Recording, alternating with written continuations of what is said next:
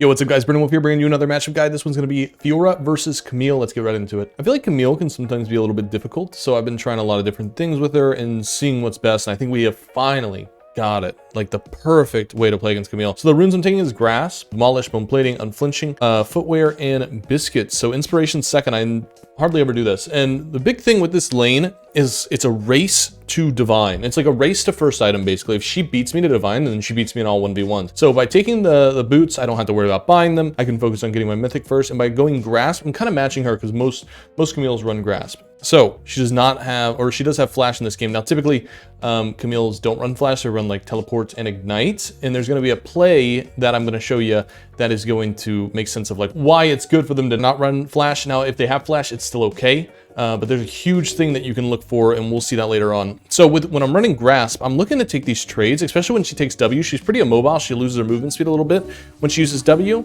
And we're able to look for trades and dodge that W basically can go for those vitals. So obviously, we're going to be using our max range Q. And something to keep in mind is how big our Q really is, right? The Q for Fiora is quite massive. If you don't know how big it is, go to the trading tool. Look how big your Q is. Like the fact that you could Q like all the way to over here and land like right on the edge here and still hit her with the Q is massive. And that keeps you out of range of taking any trades back when you're playing against other melee champions like Camille, right? Because the only ability she has, she does have her E and she has her W. But when she's trying to hit you with a Q, if you're keeping your distance, you can still pump out damage while not taking any yourself.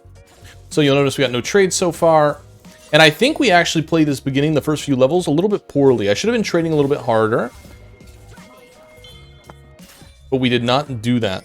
So in this, like I said, we're trying to take those vitals when she uses W like that. She can E away. So the first few levels are kind of whatever. It's kind of a little bit more difficult to get any early kills because of her passive shield. So it's a little bit harder to trade. But you'll notice whenever she goes for W, I don't want to just stand and take it. I want to find a way to either dodge it with my Q or trade with her with my Q.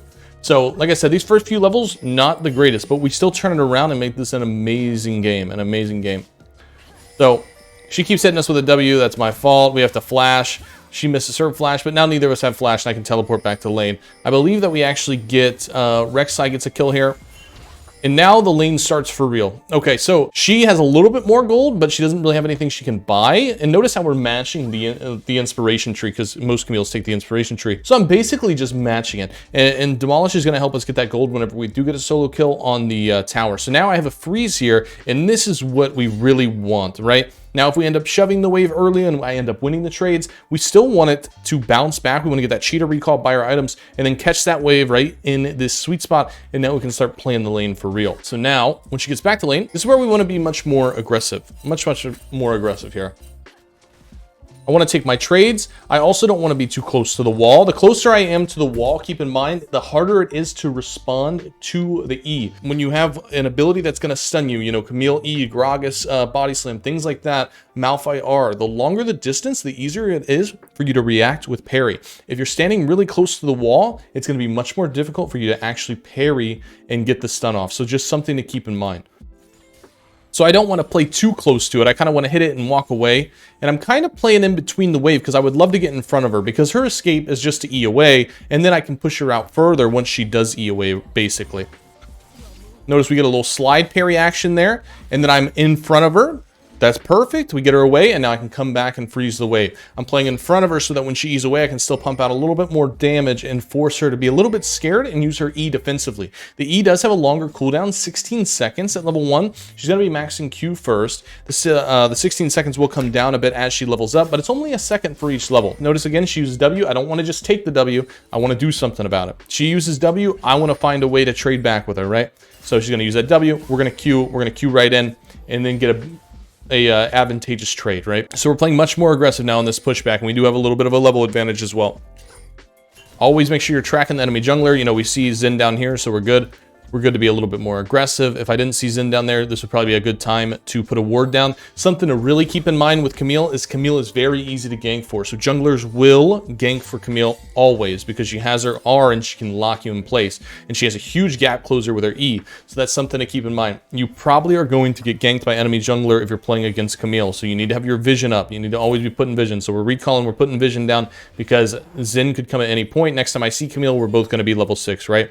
So we're actually getting our our Sheen here. If we're going Grasp, Sheen is just better than the double longsword start. Obviously, if we were doing Conquer, then double longsword would be better because it will scale with our AD and make our AD increase more with the Conqueror. But if we're going Grasp, Sheen is huge. Sheen is huge. It helps us out a lot. This is a good opportunity to look for a kill and to be a little bit more aggressive because I have more gold spent. Notice how she's sitting on 800. I'm sitting on 300. I've spent 1,700 gold. She's only spent 1,000, which means that we are much stronger in this situation than she is. So you're definitely going to see us try to trade, try to make some plays here, and also try to freeze the wave.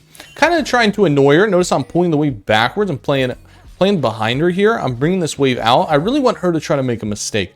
I really want her to use an E on me or something like that, and then I want to go for that parry, basically. That's what I want to do. So I'm playing super aggressive. I pulled the wave backwards so I could freeze it. I want to make it very difficult for her to push the wave. Fortunately, we get hit with the E there. Now, if we would have just used our parry, right? If we just used our parry, we would have got the kill there for sure. A little bit bad on my end there. But notice how I'm still trying to annoy her a little bit. I'm keeping this away. I'm keeping this away from the tower. And then we're going to see a solo kill come in here. Perfect. Right? And we get that kill. That's awesome. So something to always keep in mind too, whenever Camille gets that empowered Q up, she's typically going to look for the E. So notice she Qs here, and then the empowered Q is available. This is where she wants to close that gap and get the damage from the E, and then get the 2Q damage out as well, because that's going to be most of her damages from that empowered Q on the second one. So you're almost always going to see a Camille use her Q and then use that extra movement speed she gets from the first Q to try to set up for some sort of hook shot play where she can hook shot into you and then look for that empowered damage and then back away with the movement speed that she gets as well. So we're in a good spot here. We have a little bit of time to react because we see it, and then boom, we can just parry and we can get the kill here. Another thing to think about as well, if I still had my Q available, while Camille is in midair going unstoppable to land on you, once she lands, that's where the spot is. So let's say I was to flash down here. Well, now she's going to land down here with me. If I Q down here, she's going to land down here with me. Wherever when she's in the air, I have a little bit of time, if I do have flash available or something like that, to put her in a compromising position. So this is also something that you could utilize while tower diving her. Let's say you tower dive her and you're about right here, and she ults you to try to keep you in tower range. You could flash away, land outside of the tower range, and now you can pump out a little bit more damage, just enough to finish up the kill, or Q away as well. So notice how I dragged her a little bit there. Once she R'd, you can see that we dragged her a little bit further under the tower. So I walk over to the left or walk down, anything that's going to put her a little bit further into the tower. And now we have the solo kill. Now we're 1-0, and like I said, this is a race to divine. So we're going to go for all this. 1320 respawn times are much lower, so she gets to wave a little bit quicker. But we're doing pretty good on the race, right? We're doing pretty good on the race here. We are up a decent amount of gold here, about 800, because we have the ruby crystal and we have finished our warhammer, and she just has 2 long swords. Now, right when we get back to lane, what am I doing? Because I have the lead, I'm going to pull this wave out again. I want to put her in a compromising position. I want to take this wave. I'm parrying that 2Q because that's, most of her damage. We're taking this wave. I don't want it to touch tower. I don't want it to touch tower. I'm playing the mini game. I don't want it to touch tower. I'll walk around it if I have to, taking max range Q pokes here. And this is where we're going to see my favorite thing about the Camille matchup is this. Notice how we have a back-facing vital. She's trying to shove the wave. Now, what am I doing that we talked about earlier? I'm playing from behind her here. I'm playing off her escapes. So when Camille's don't have flash, their only way to get away is to use hook shot. But there's a really cool interaction that you can do with Fiora that is so awesome. And this is how you're going to win this lane every single time. Let's slow this down a little bit. So I'll go ahead and ult her so I get my extra movement speed. She's hook shotting. Okay, that's why I'm playing in front of her, because I don't have to close the gap as far, right? So what am I going to do?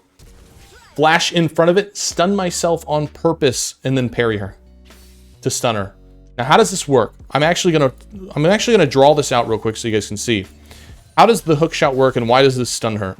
Because it's not like she used it on me, right? So the thing with Camille's hook shot, right, is that wherever she lands, let's see, this is the point, right? There's a small little circle that goes around it that if anybody walks into, they automatically get stunned. If somebody is in this circle, Camille can't actually move away from it. It just is going to stun that person automatically, right? So she was able to make her way past me, but I still got stunned because I was within the circle of the wall of the point of which she reached. So even if I back it up a little bit here, when we see the hook shot, so this is the point right here, right?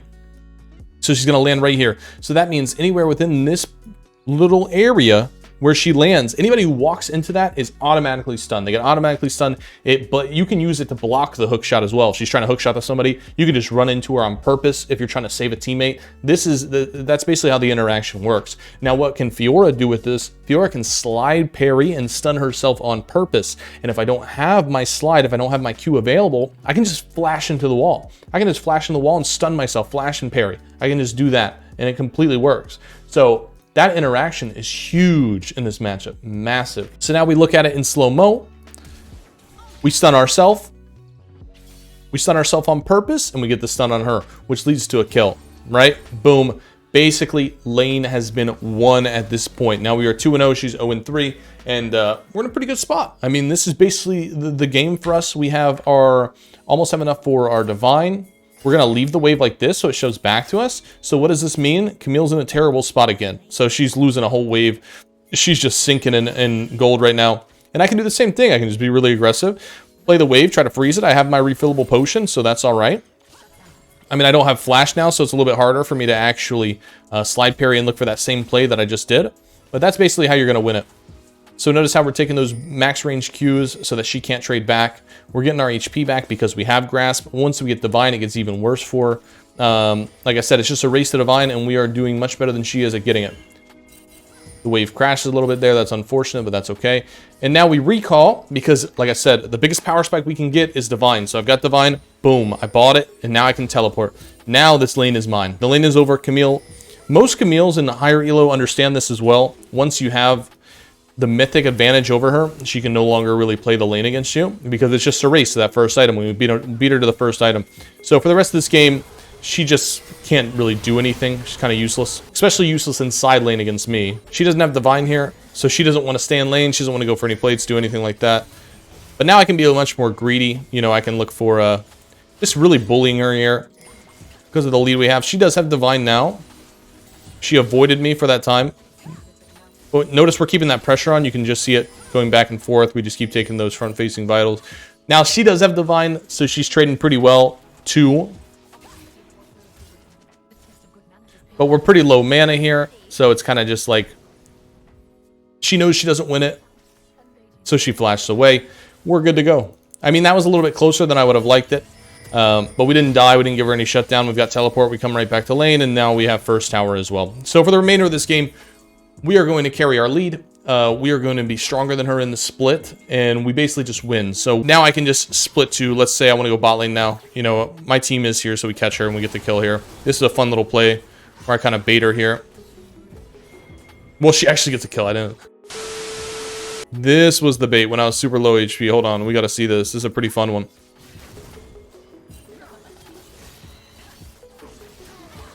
For some reason, I could not get that last vital on him. Just 0 HP. Kiting around. Yeah. Beautiful. And we stay alive. And honestly, any other time we see her now in side lane, we just win because of our lead. But that's how we're going to play the lane. That's how we play the lane. That's how we win the lane. That's how we get our lead. And now that we have our lead, that's great. I think if we see her again in side lane, let's see if we... At this point, yeah. So we'll see basically the fruits of our labor here, where she can't really play against us. And we can keep playing the same way we were playing in lane. Notice how she goes for a Q. I trade it back with her. And then I'm just looking for those big vitals. So I'm going big Qs to the top and bot vitals. Keeping my distance so that she can't trade back. Using my movement speed. And then also keep in mind, this is a cool little play here, even though I have a huge lead, I'm 6-0. You can make her miss on purpose on the E. You can totally juke her out with your Q and put her in a really weird spot, especially in the laning phase. Like you'll notice here, she's going to go for an E, and I just dodge it, and now she's way too far out, right? Because if she hit me, she probably could have just walked away and backed up, and now she's all the way out in the lane, so now she just dies for that. So pretty great. I mean, this is the rune set and the items that I really enjoy. I've tried Conquer, I've tried a little bit of everything, I've tried PTA, I've done a little bit of everything with Camille, but I think this is the most consistent. The most consistent is just matching her, beating her in lane, and beating her to Divine, and that's how you're going to win this lane, basically. And that is the matchup guide, guys. Thank you so much for watching. As always, hopefully this video helps you out in your next ranked game. I'll see you guys soon. Thank you all for watching. Until next time, peace. Love ya. Bye-bye.